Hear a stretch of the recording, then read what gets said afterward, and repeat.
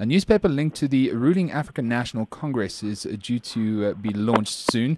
The Gupta Group, which is closely linked to President Jacob Zuma, is funding the newspaper, and former minister in the presidency, Professor Harber, is reported to be involved as well. The newspaper, entitled The New Age, is due to hit the presses in September. Joining us to take an overview of this is Anton Harber, the Caxton Professor of Journalism and Media. Professor, thank you so much for joining us.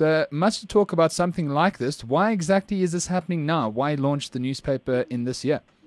The ANC has felt for some time that it does not have a voice, that it's poorly represented in the existing media, and that it's wanted a voice. And in fact, at its last national conference, it passed a resolution saying that they should start an ANC newspaper. I presume what's happened now is that for the first time, financial backing has emerged. It appears organized by Professor Anton, the former minister. Professor, you being the media guru that you are, would you trust someone like the former minister in the presidency, Professor Anton, to be involved in something like this?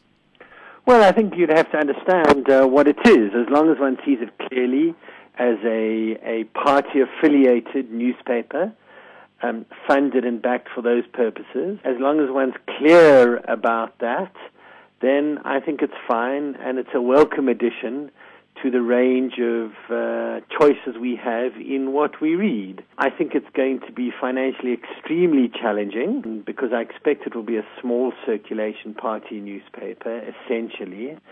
And I think the real danger, though, is that Professor is someone who threatened when he was minister to use government advertising for political ends. In other words, to give or hold back on government newspaper advertising depending on who it liked and who it didn't like and what it thought of the media. If there is a hope that it will get preferential treatment in relation to government advertising, that would be a very serious concern. I think it would be illegal, and it certainly would be severely problematic. Last but not least, Professor, it's being aimed at the top end of the newspaper market.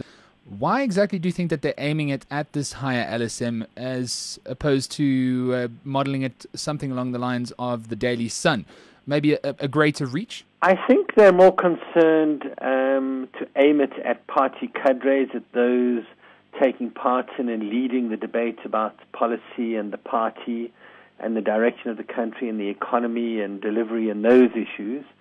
I think, quite frankly, they're probably aware that they would find it difficult and probably distasteful to compete with a paper like the Daily Sun. They're falling into line with producing a paper that serves themselves and their interests and their friends and their contacts and their colleagues first and foremost.